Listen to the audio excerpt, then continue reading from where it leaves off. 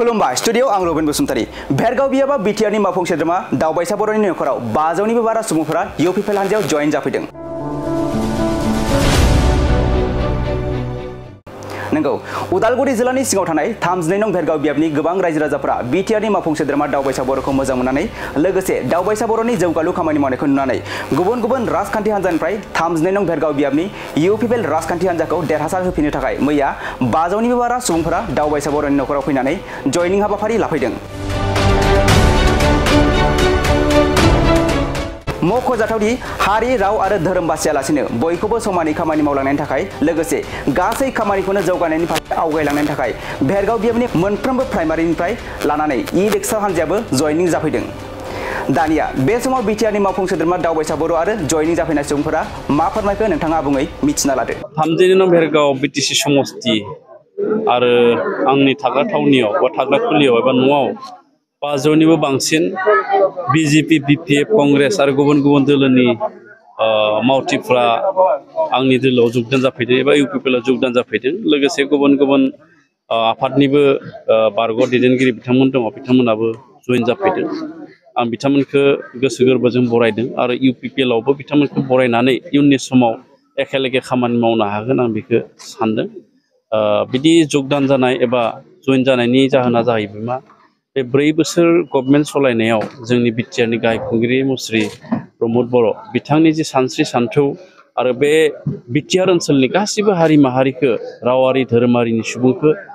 गोसो गोरबोजों बजबनानै जौगानायनि फारसे गोजोन खौसेथिजों खामानि मावलांनायनि बियो मोनसे फिथाइ होननानै जों सानो। बिथांनि दैदेननायाव बिटिआर ओनसोला जौगागासिनो दङ आरो बेखौ नोजोर बोनानैनो गुबुन गुबुन समस्तियाव जेरैबायदि सानफ्रोमबो लोब लोब सुबुङा जगदान जादों बेबायदिनो जोंनि भेरगाव समस्तियावबो सानफ्रोमबो लोब लोब जगदान जादों आरो बिनिफ्राय जोङो रोखा जे जोङो फैबाय थानाय सम एबा बिसायख'थियाव देरहानानै इउपिपिएलआ सरकारखौ दागोना रोखा। दिनै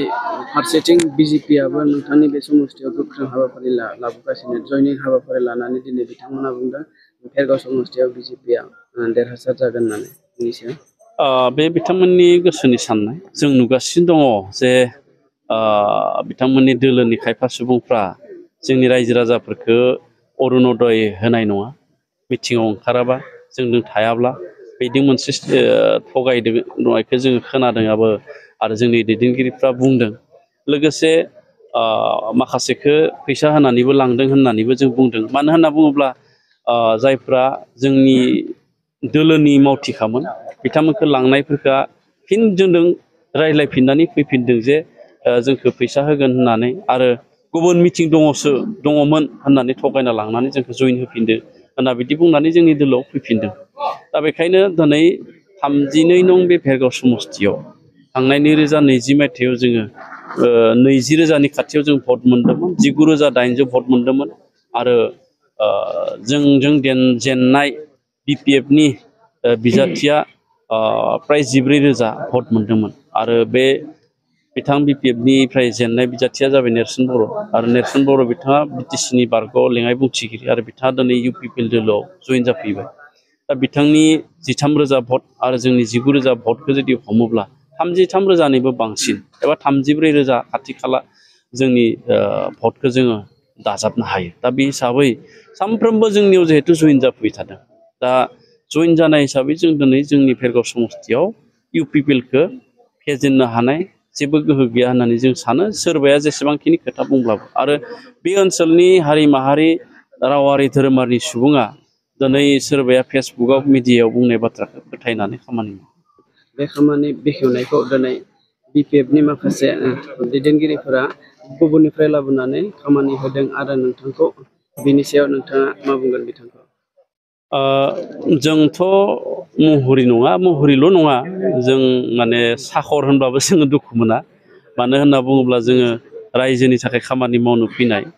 रायजोनि सेबानि थाखाय सिबिनो थाखाय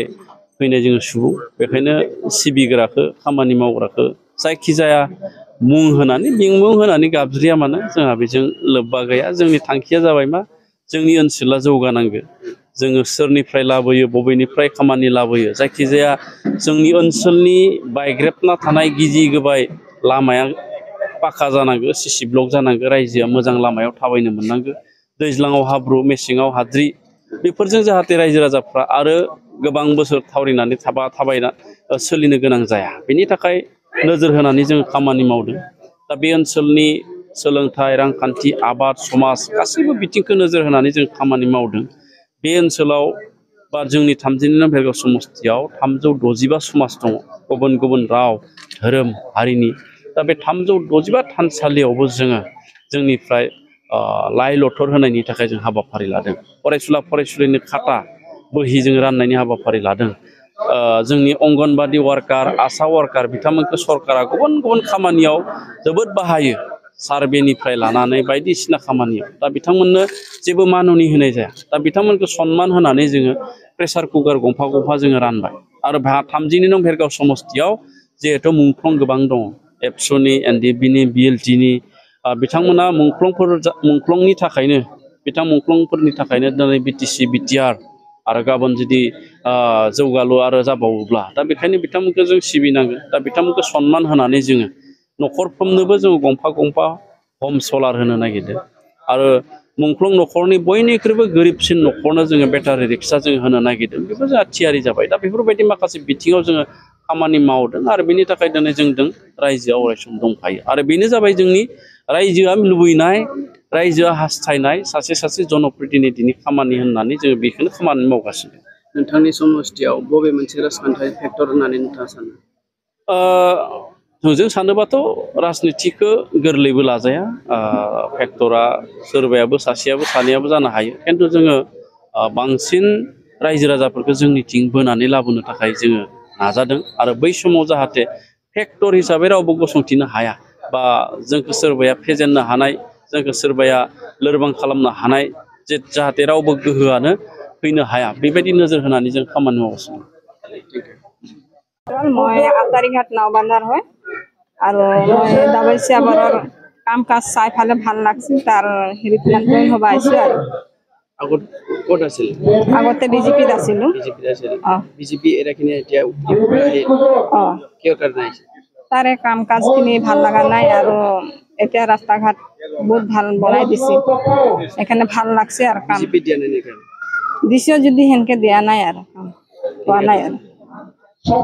এতিয়া দাবৈচা ভালপাইখিনি এই নমস্কাৰ তো আজি আমাৰ আহা কাৰণটো হ'ল যিহে আমি বিজেপি হওক বিপি হওক আগৰ দিন আমি ভোট দি আহিছোঁ কিন্তু আমি যি দেখা পাইছোঁ আমাৰ কামখিনি সম্পূৰ্ণ হোৱা নাই আৰু যেনেকা ইউ পি পিলে আগবাঢ়িখিনি আহিছে আমাক বহুত আনন্দিত হ'ল তাৰকাৰণে বাকী যিমানখিনি আমাৰ দল সংগঠন আছিলে সিহঁতক এৰিখিনি আজি আমি ইউ পি পিলে জইন হ'লোঁ কাৰণ আমি ইউ পি পিলে আমি চাই আছোঁ গম পাইছোঁ কি তেওঁলোকৰ কামটো কেনে হৈ আছে গতিকে কামটো ভাল লাগি আজি আমি ৰাইজ উঠি কিনি ছাৰ আপোনাৰ দাবাইচা ছাৰৰ ওচৰত আমি আহি কিনে আমি জইন হ'লোঁ ক'ত আছিল আগৰ আমাৰ চিকাৰী বাংলা আমাৰ ঘৰ আমাৰ ভিলেজটো হয় ডিংডাংপাৰা বেলেগ বেলেগ অঞ্চলত আমি দেখা পালোঁ কামখিনি বহুত আগবাঢ়ি আছে দাবাইচা ছাৰৰ থ্ৰুত তো আমি ভাবিলোঁ কি বাকী পাৰ্টি এৰিখিনি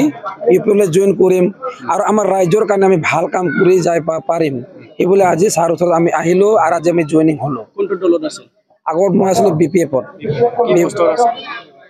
সেক্ৰেটাৰী পোষ্টত আছিলোঁ প্ৰাইমাৰী সেক্ৰেটাৰী পোষ্টত আছিলোঁ মই কিন্তু সিমানখিনি ছাকচেছ মই পোৱা নাই যিমানখিনি মই পাব লাগে যিমানখিনি মই কাম কৰি যাব লাগিছিলে সিমানখিনি কাম কৰি মই সুখী নহ'লোঁ আজি যি দেখা পালোঁ ইউ পি পিলে আমাৰ ছাকচেছ হয় বুলি মই আজি ইউ পি পিলে আহি কিনে মই জইন হ'লোঁ ধন্যবাদ নমস্কাৰ মই কৈ আছোঁ অমিত ভাটৰ আৰ্টিঘাটৰ পৰা আগতে আৰ্টিঘাটতে আছিলোঁ BPF দলত এতিয়া নেক্সট হৈ পেলাই মই এৰিব লগা হ'ল কোনো সুবিধা নাপায় ঘৰো নাপায় আৰু এইফালে লেট্ৰিন বাথৰুম নাই আমাৰ ৰাস্তা এইফালে বহুত বেয়া হৈ আছে BPF-টো বহুত কাম কৰা নাই এতিয়া ইউ পি পিলত আহিছোঁ এতিয়া কি কাম কৰে ছাৰে আমাক চাই যদি বহুত ভাল লাগব আৰু আমাৰ ষ্টুডেণ্টকেইটা আছে এইফালে অহা যোৱা কাৰণে পঢ়িবৰ কাৰণে বহুত অসুবিধা পায় ৰাস্তাটো কৰি আছে ছাৰে চাইছোঁ সেইকাৰণে আহিছোঁ তাৰ ওচৰলৈ বহুত বহুত ধন্যবাদ জনাই আছোঁ ভাল লাগিছে